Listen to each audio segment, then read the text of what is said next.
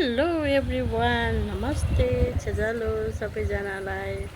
हामी चाहिँ आज फुल कटिङ गर्न जाँदैछौँ।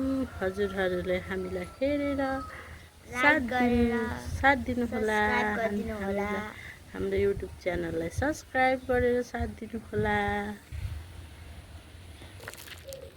यो चाहिँ हो हाम्रो बगनबेलीको कटिङ गर्दैछु। कहिले हो कटिङ गर्ने बेला त्यो चाहिँ मलाई थाहा पनि छैन।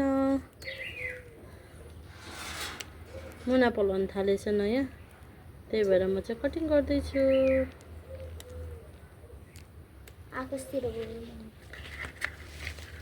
हेर्नुहोस्, पर्दैन।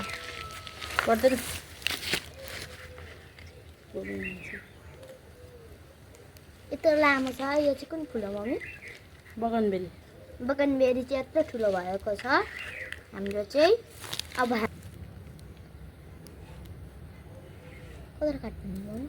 त्यत्रो काट्नु पर्यो। तिमी अर्को गमला भर त। कहाँ छ? उही अब गमला भर रोप्नुपर्छ। यो यो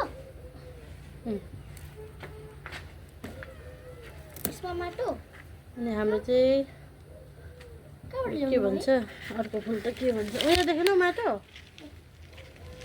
सर्टपट्टि छैन नि, हेरेर पो गर्नुपर्छ। अब हाम्रो चाहिँ गोदावरीको पनि कटिङ राख्ने बेला भइसकेको छ।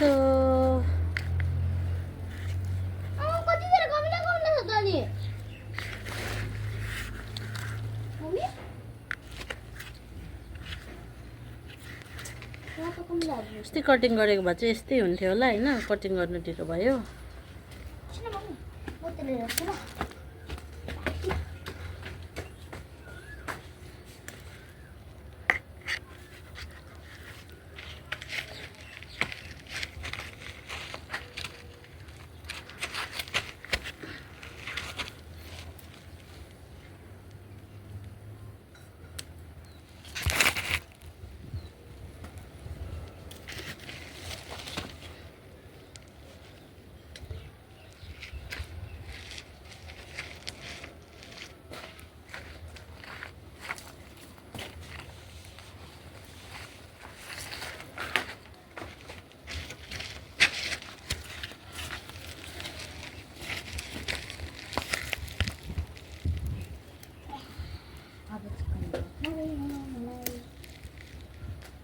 यसलाई चाहिँ हामी कटिङ गरेकोलाई चाहिँ अर्को गमलामा रोप्छौँ।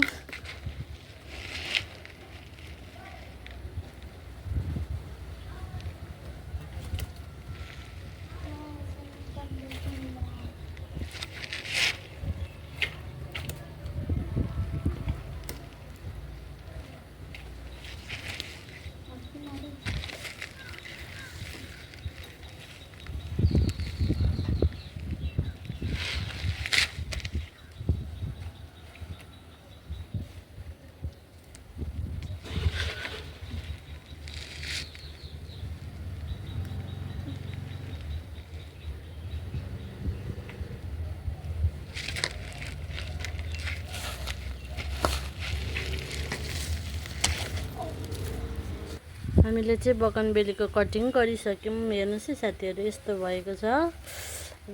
पछि अब तपाईँहरूलाई फुल फुलेपछि हामी देखाउँछौँ फेरि। हेर्नुहोस् है साथी हो, एक दिन फुलको गमला भर्नु लाउँदाखेरि हालत यस्तो छ। आजभोलिको केटाकेटीको माटो छुनै घिन लाग्छ अरे, हातमा प्लास्टिक हालेर। अब अघि हामीले कटिङ गरेको बगनबेलीलाई चाहिँ म चाहिँ यहाँ काटिदिन्छु होइन। यो एकै कलरको पनि धेरै फुल्यो भने त राम्रो देखिन्छ नि त। त्यही भएर म चाहिँ यसमा सारेर चाहिँ त्यो सरेपछि चाहिँ गमलामा सेट गर्छु।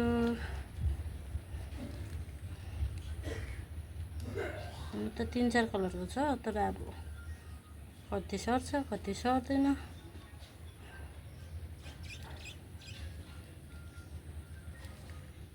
यसरी कटिङ चाहिँ यसरी राखिदिन्छु।